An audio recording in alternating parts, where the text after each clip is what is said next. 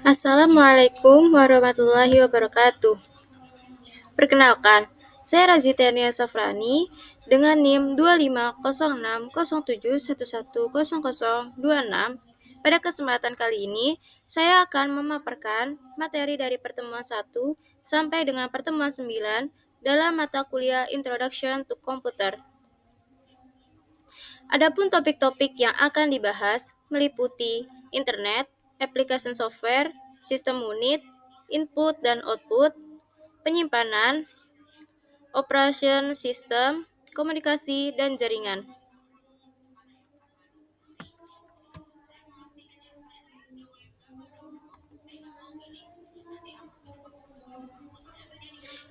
Tujuan presentasi. Tujuan dari presentasi ini adalah untuk mengerjakan tugas PTS Introduction to Computer yang telah dibahas dalam pertemuan 1 sampai dengan 9 dengan cara yang mudah dipahami, dengan menggunakan pendekatan yang sistematis dan visual yang menarik dari setiap topik terkait teknologi informasi dan komunikasi. Penyampaian informasi yang jelas dan ringkas akan membantu memperkuat pemahaman. Jaringan global. Internet adalah jaringan global yang menghubungkan berbagai komputer dan perangkat di seluruh dunia, memungkinkan komunikasi dan pertukaran informasi secara instan. Internet telah menjadi bagian penting dari kehidupan sehari-hari. Dengan berbagai jenis koneksi dan layanan, internet mempermudah akses ke informasi dan interaksi sosial, sehingga memperkuat hubungan antar individu dan organisasi di berbagai belahan dunia.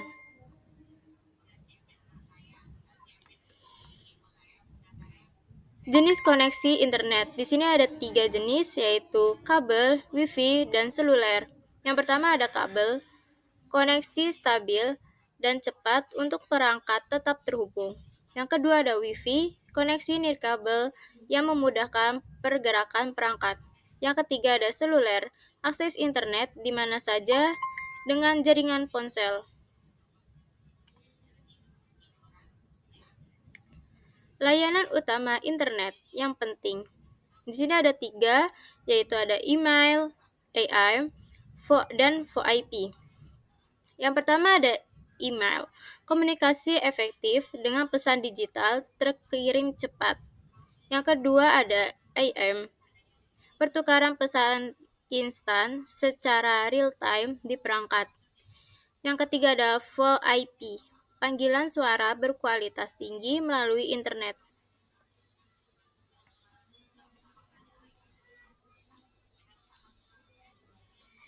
World Wide Web.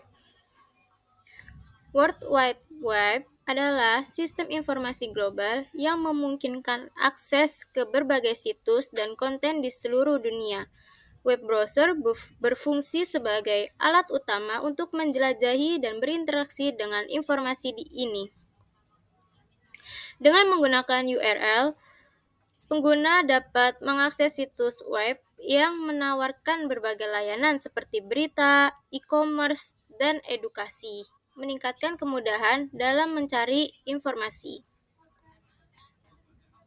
Di sini ada contoh-contoh dari penggunaan World Wide Web, yaitu ada portal, berita, blog, e-commerce, edukasi, dan multimedia. Yang pertama ada portal. Situs portal mengumpulkan informasi dari berbagai sumber. Yang kedua ada berita. Situs berita menyediakan pembaruan berita terbaru. Yang ketiga ada blog. Blog berbagi wawasan pribadi dan keahlian tentang berbagai topik. Yang keempat ada e-commerce. Platform e-commerce memfasilitasi belanja online yang lancar. Yang kelima ada edukasi. Situs edukasi menyediakan sumber daya untuk belajar dan berkembang. Yang keenam, multimedia. Konten multimedia memperkaya keterlibatan dan interaksi pengguna. Aplikasi perangkat lunak.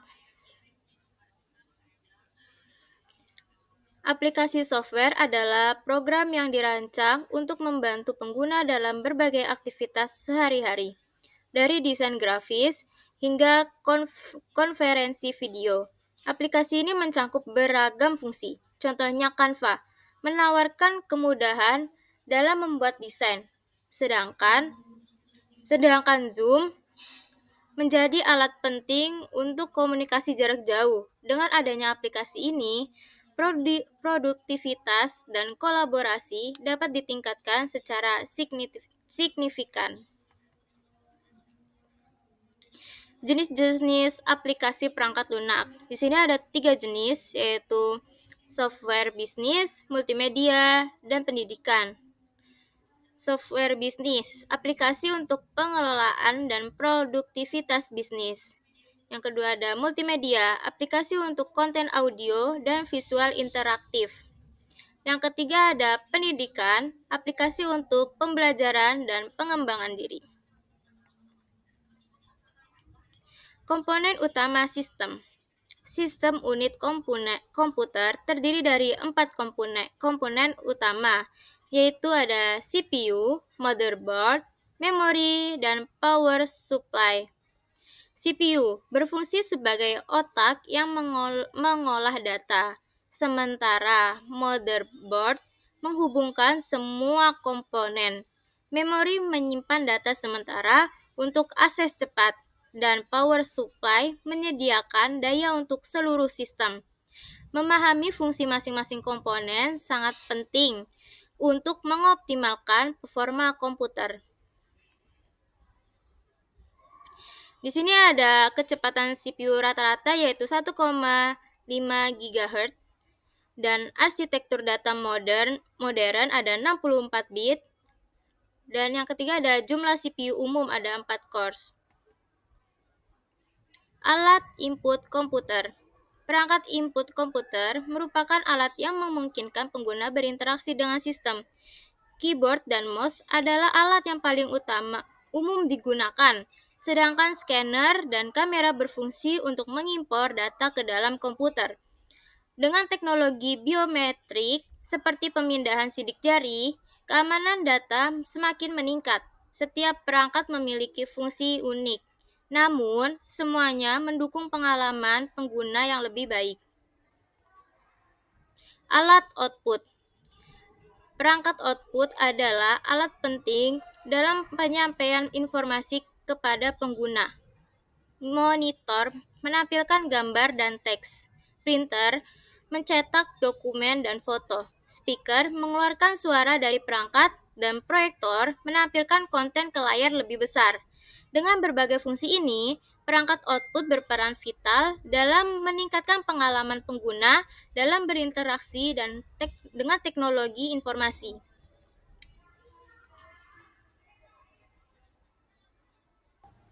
Penyimpanan dan memori. Penyimpanan dan memori memiliki perbedaan mendasar dalam fungsinya. Memori atau RAM adalah tempat penyimpanan sementara yang digunakan oleh komputer untuk memproses data secara cepat. Sedangkan penyimpanan permanen menyimpan data dalam jangka panjang. Media penyimpanan permanen seperti hard disk dan penyimpanan cloud digunakan untuk menyimpan informasi yang dapat diakses kapan saja. Di sini ada jenis-jenis media penyimpanan digital. Yang pertama ada hard disk, yang kedua ada CD atau DVD, yang ketiga ada flash drive. Yang pertama ada hard disk, penyimpanan besar untuk data permanen dan aplikasi. Yang kedua ada CD atau DVD, media fisik untuk distribusi dan penyimpanan data. Yang ketiga ada flash drive, kompak dan mudah dibawa untuk akses data. Sistem operasi. Sistem operasi atau OS adalah perangkat lunak yang penting untuk mengatur sumber daya komputer, termasuk CPU, memori, dan perangkat keras lainnya. OS bertanggung jawab untuk mengelola file dan aplikasi yang berjalan, serta menyediakan antarmuka bagi pengguna untuk berinteraksi dengan komputer. Dengan kemampuan multitasking dan manajemen memori, OS memastikan sistem bekerja dengan efisien dan responsif terhadap perintah pengguna. Antarmuka komputer. Antarmuka pengguna merupakan salah satu aspek penting dalam menggunakan komputer. Command Line Interface atau CLI memerlukan pengguna untuk mengetikkan perintah secara manual, sedangkan Graphical User Interface atau GUI menawarkan tampilan visual yang lebih intuitif dengan icon dan tombol. Pengguna GUI membuat navigasi lebih mudah, terutama bagi pengguna baru. Sementara CLI memberikan kontrol lebih bagi mereka yang berpengalaman dalam pemrograman. Jaringan komputer. Jaringan komputer adalah sistem yang memungkinkan perangkat untuk berbagi sumber daya dan berkomunikasi secara efisien. Dengan menggunakan jaringan, perangkat seperti komputer, printer, dan server dapat saling terhubung, memudahkan pertukaran data dan informasi. Jenis jaringan yang umum digunakan meliputi LAN, MAN, MAN atau MAN, dan WAN, yang masing-masing memiliki fungsi dan karakter yang berbeda untuk memenuhi kebutuhan komunikasi pengguna.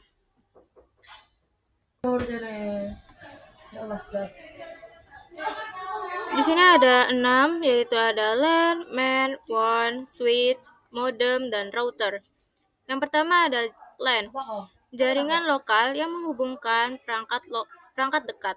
MAN, jaringan yang menghubungkan area metropolitan secara efisien.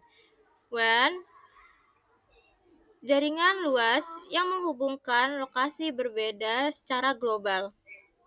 Switch, perangkat yang menghubungkan banyak perangkat dalam jaringan. Modem, alat yang menghubungkan jaringan ke internet secara langsung. Router, perangkat yang mengarahkan lalu lintas data dalam jaringan.